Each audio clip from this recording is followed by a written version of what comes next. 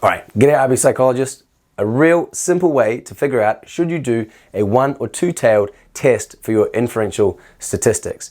The bottom line is your hypotheses should be the same as your test. That means if you have a one-tailed hypothesis, you have a one-tailed test.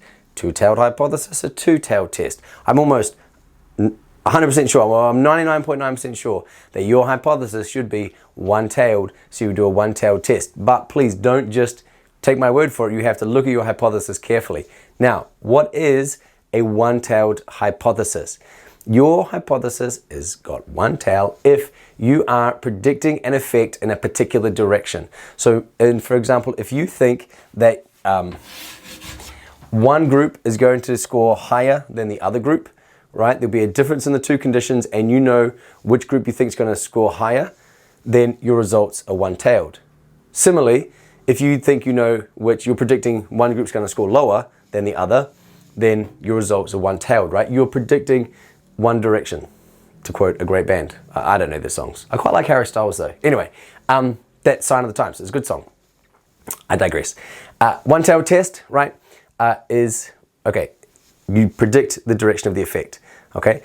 Now, a two-tailed test means that you know there's going to be a difference between the two groups, but you're not sure which one's going to be higher or lower, more or less. You're not sure in what direction the effect's going to happen.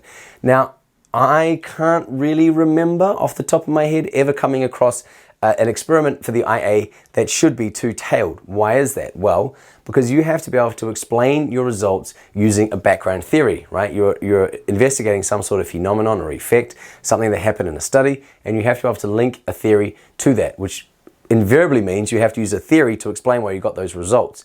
Now, if you can provide a theoretical explanation for why those results happen, it then is just, stands to reason that you'll know what's going to happen and you can predict what's going to happen in the experiment, what the direction of the effect's going to be. Let's give you a basic example, right? The classic Loftus and Palmer car crash, which I don't like for the IAs, but that's neither here nor there.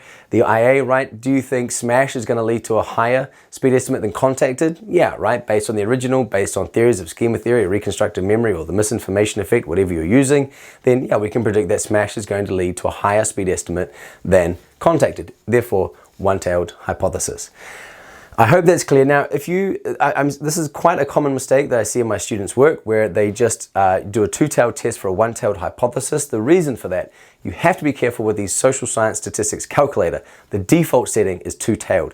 Make sure you click it over to one-tailed. Make sure you click it to 0.05, and then you run the test that way. If you do a two-tailed test for a one-tailed hypothesis, right, the max you can score, okay, my students have made this mistake in the past, the max you can score is a 4 out of 6 for the analysis section of the IA, even if you do everything else perfect.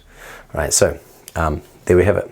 Okay, sorry, my blackboard was going a bit crazy here, but I hope that's straightforward, and I'll link a post if you don't like me explaining things verbally. I wrote an explanation for this, and I'll put the blog post in the description. Cheers, I hope that was helpful. Good luck.